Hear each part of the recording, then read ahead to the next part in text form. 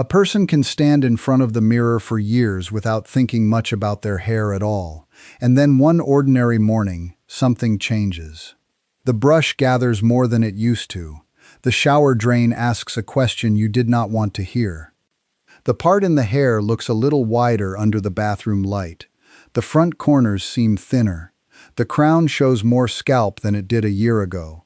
Or maybe it is not the mirror first. Maybe it is the way a ponytail feels smaller in the hand. Maybe it is the way the barber turns your head and you catch a glimpse of something you were not ready for. Maybe it is the way your fingers no longer meet the same thickness they always did. It is a quiet kind of fear, and because it is quiet, most people do what frightened people are trained to do. They go shopping. They buy the shampoo with the before and after picture on the bottle. They buy the serum with the gold cap. They buy the foam, the tablets, the vitamins, the oil blend in a fancy dropper bottle, the collagen powder, the miracle growth tonic, the advanced formula that promises thicker hair in 8 weeks. And many of them spend month after month, bottle after bottle, only to watch the hair keep falling just the same. I want to tell you something simple right at the start, because if you understand this one truth, you will understand why so many people spend money and still get nowhere. Hair does not return just because you rubbed something onto the scalp while the real cause is still there. You cannot build a roof while the fire is still burning under it. You cannot fill a bucket that still has a hole in the bottom. And most of what is sold for hair loss is designed to distract you from the hole. That is the part almost no one tells you. They want you busy treating the symptom because the symptom is easier to package. But hair loss is a message before it is a cosmetic problem. The message is what matters. If you never find out why the hair is shedding, thinning, snapping, loosening, or failing to regrow properly, then you are working in the dark. And people who work in the dark spend the most money. So before a person talks about oils and shampoos and scalp massage and special vitamins and miracle products, the first thing they ought to do is something much less exciting. They ought to investigate. They ought to ask why. Not in a dramatic way, in a plain one. What is happening to the hair? What is happening to the body? What changed? What stress came? What habit got repeated? What deficiency was ignored? What treatment was too harsh? What did the body stop getting that it needed?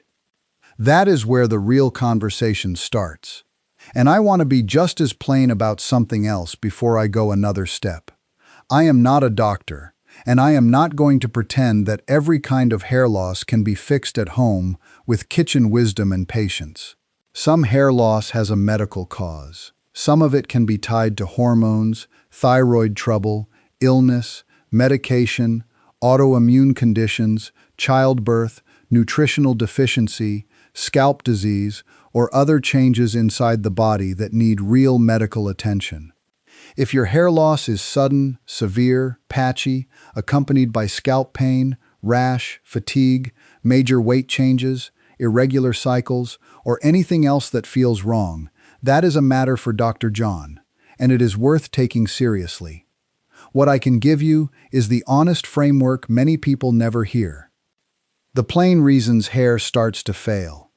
The common causes people miss. The old-fashioned but sensible ways to stop making it worse. And the practical habits that actually give the scalp and the roots a fair chance once the real trouble has been dealt with. Not a fantasy, not a miracle. A way of thinking that makes more sense than running to the shelf every time the comb scares you. Now let us put on the detective hat, because that is what this takes. Before you try to regrow anything, you have to learn what pushed it into decline. And for many people, the cause is not mysterious at all once they stop looking at the bottle and start looking at the pattern. One of the most common causes is simple mechanical damage repeated so often that people stop seeing it as damage. Hair pulled tight every day. Tight buns. Tight ponytails. Tight braids. extensions that tug at the same places week after week, styles that look neat from the front, but ask the roots to carry strain they were never meant to carry all day long, year after year. The scalp can endure a lot, but it remembers tension. When hair is constantly pulled backward or downward, especially along the front and sides, the follicles can begin to weaken under that repeated stress. First, the hairline looks a little lighter. Then small broken hairs appear. Then the density changes. Then what seemed like a harmless beauty habit starts to leave a mark. People often keep applying products right on top of this without ever admitting that the hairstyle itself is part of the problem. And no bottle can outrun daily pulling. If you keep yanking at the roots do not care how expensive the serum was. The first kindness is to stop the strain, loosen the style, give the scalp relief. Let the hair exist without being under constant tension.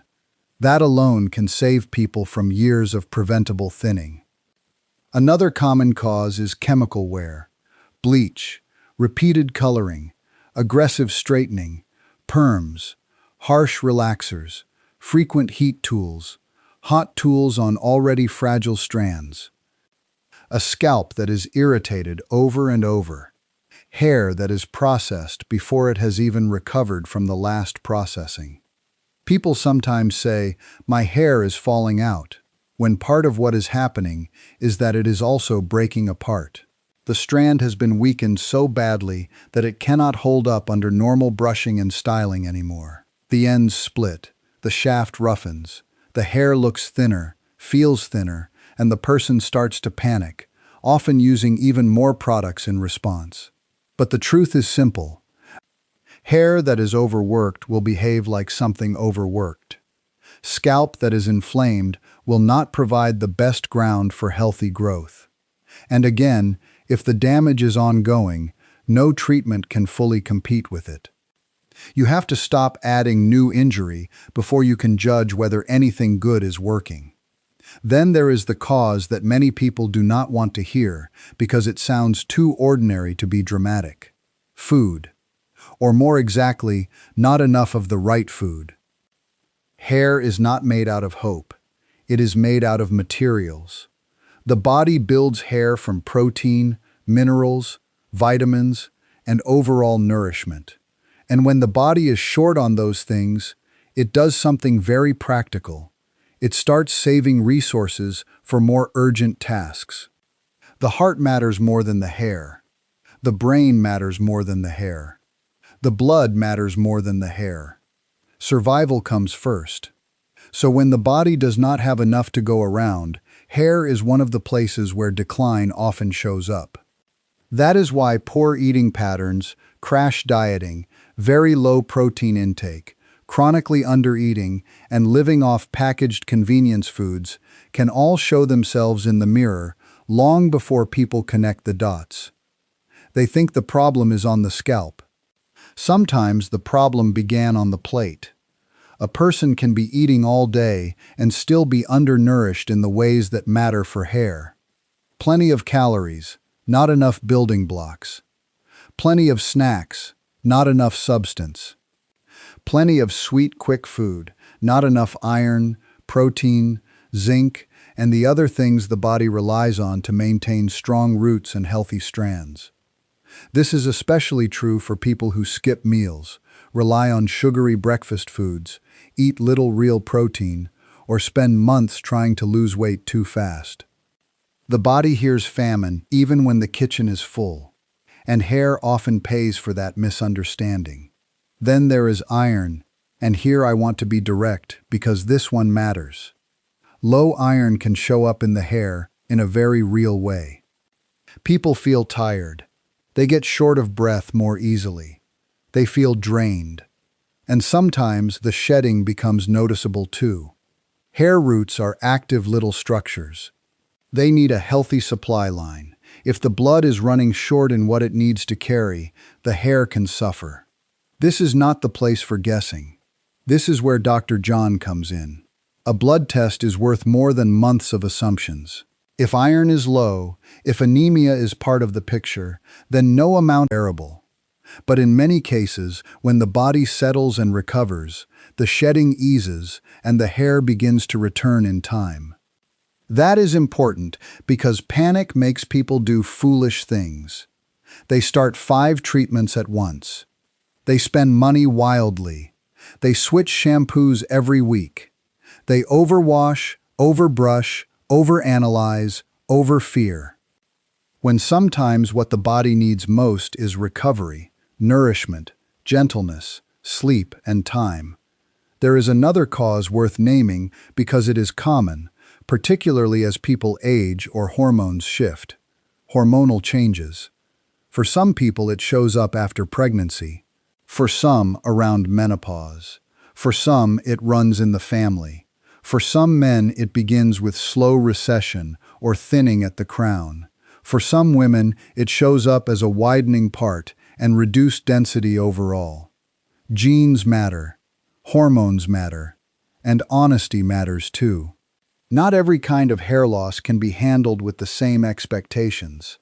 Sometimes the goal is not fantasy regrowth.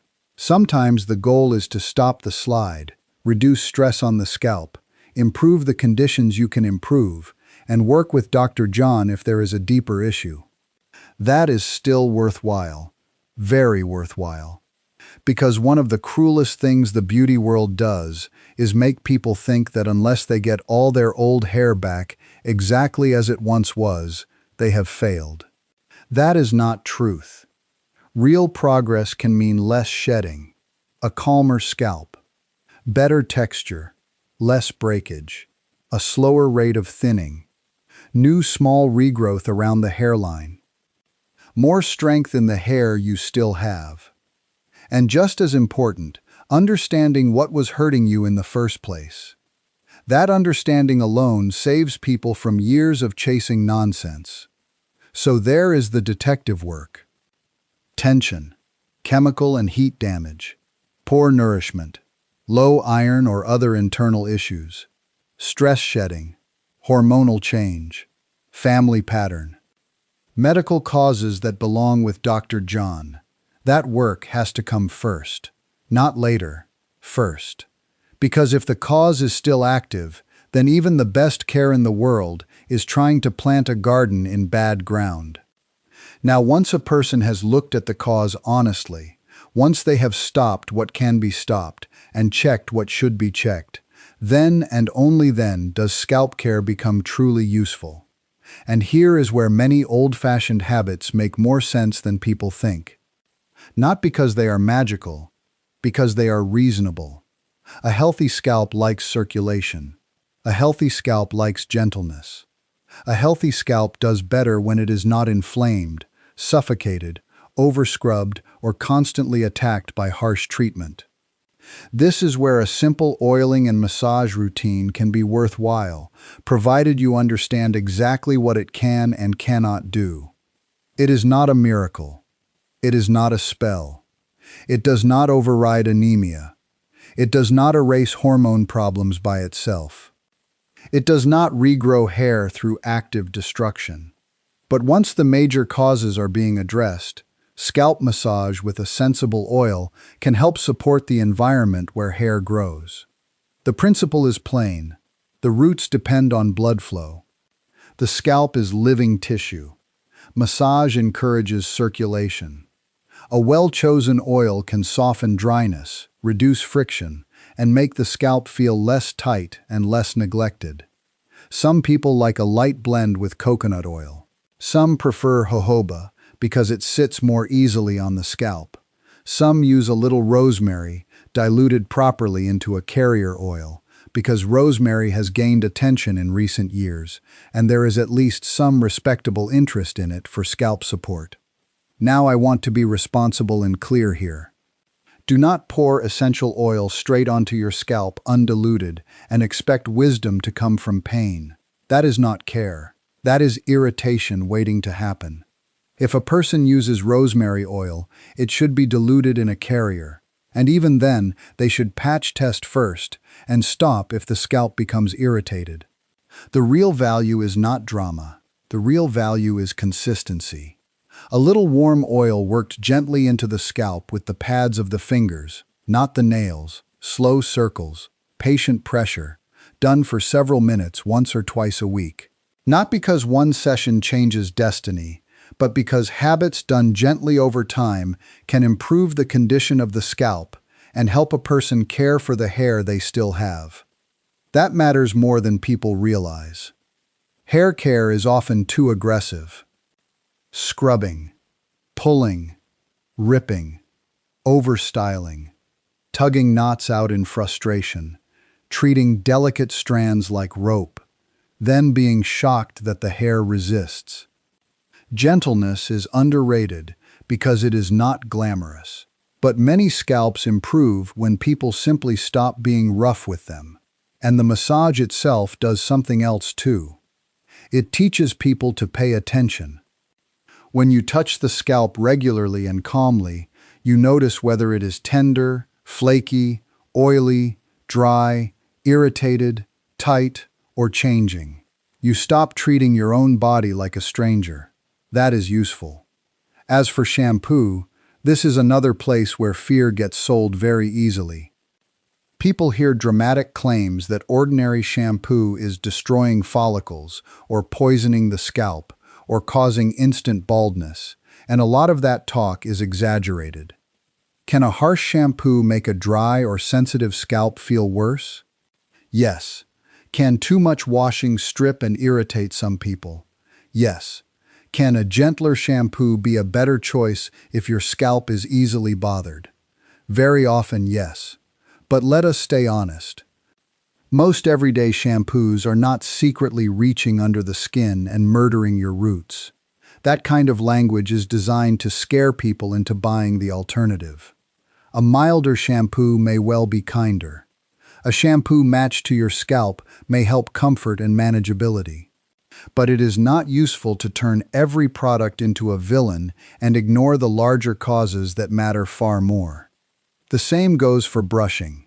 People are told either that brushing fixes everything or that it ruins everything. The truth is more sensible.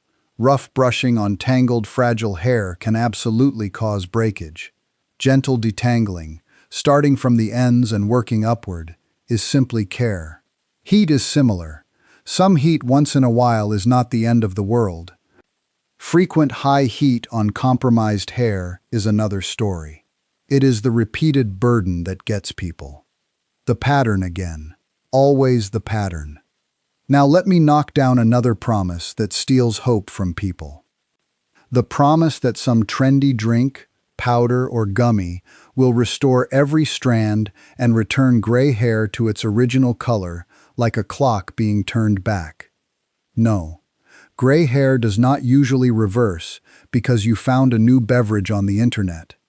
And hair does not become thick and youthful again because the label used the words advanced cellular complex. I would rather disappoint you with the truth than comfort you with a sales pitch. Healthy living can improve the quality of the hair you have. Better nourishment can reduce some shedding that came from neglect. Addressing deficiency can help restore what was being lost. Scalp care can support the ground. Medical treatment from Dr. John may matter in some cases. But fantasy is still fantasy, even when sold in a clean white bottle. And people lose years chasing it. So let me gather the whole thing together in a way you can actually use. When hair starts thinning, shedding, or breaking, the first question is not, what product should I buy? The first question is, what is causing this? Is the hair being pulled too tight day after day? Is it being burned, bleached, relaxed, curled, flattened, and processed beyond what it can survive? Has the body been underfed, rushed, deprived of protein, iron, and real nourishment? Could the blood be low in iron or something else important? Has there been a hard season, grief, illness, surgery, childbirth, fear, or prolonged stress? Are hormones shifting? Does this run in the family? Is there anything about the pattern that needs to be taken to Dr. John, instead of guessed at in the bathroom mirror. Those questions are worth more than a shopping bag full of false promises. Elves are loud. That is why advertisements are loud. That is why bottles shout. They need you to stay focused on the mop. Not the leak, not the fire, not the hole, not the pattern. And because the honest advice is plain, it gets drowned out. A person loosening a hairstyle does not look exciting on camera. A blood test from Dr. John does not make for glamorous marketing. A bowl of eggs and greens and beans and proper food does not feel like a miracle cure. A woman deciding to stop frying already fragile strands with heat does not sound revolutionary. A man accepting that stress and poor sleep are showing up in his hair does not sell luxury packaging. And yet these quiet truths do more for real people than 100 dramatic promises. The old sensible way of thinking did not disappear because it failed. It disappeared because it was not profitable enough to shout. But the body still understands it. The body still responds to relief. The scalp still responds to gentleness. The roots still depend on what the blood brings them. The hair still reflects what the body has been through. And that is why the truth about hair loss is not nearly as glamorous as the marketplace wants it to be. It is more personal than that, more ordinary than that, and in a strange way, more hopeful than that. Because if the problem is not always on the shelf, then the answer is not always on the shelf either. Sometimes the answer is in what you stop doing. Sometimes the answer is in what you finally test. Sometimes the answer is in what you start eating. Sometimes the answer is in what you allow the body time to recover from. Sometimes the answer is in the hard truth that you need Dr. John, not another serum. And sometimes the answer is not grow everything back overnight. Sometimes the answer is stop the needless damage, calm the scalp, nourish the body, be patient, and give the hair that remains the best chance it can have. That is not a small thing. That is wisdom. So the next time you see more hair in the sink or on the brush than you wanted to see, do not run straight to the nearest promise. Pause. Put on the detective hat first. Ask what changed. Ask what is being pulled. Ask what is being starved. Ask what the blood might be short of. Ask what grief the body has recently carried. Ask whether the scalp is inflamed, the strands are breaking, the roots are stressed, or the system is asking for help in a language you have been ignoring. Then do the plain work. Stop the harm you can stop. Check what should be checked with Dr. John. Feed the body what it actually needs. Care for the scalp without violence. Be consistent longer than the bottle marketers think you will be. And remember this. Hair is not just beauty. Hair is not just beauty. Hair is not just beauty. It records tension. It records sickness. It records hunger. It records hormones. It records seasons of stress. It records whether the body has been nourished or merely managed. That is why chasing shine without asking why is such a losing bargain. It is trying to silence a message instead of understanding it. And no real healing begins there. Real healing begins when truth becomes more attractive to you than the promise. When the cause matters more to you than the packaging. When patience becomes stronger than panic. When you finally understand that the most useful answers are often the least glamorous ones. That is the truth about hair loss they never told you. Not because it was hidden in some grand conspiracy, but because simple truth is hard to brand, hard to patent, and hard to sell at a markup. Still, it remains true, and it remains useful. And in any house that still values honest care over shiny promises, it still has the power to save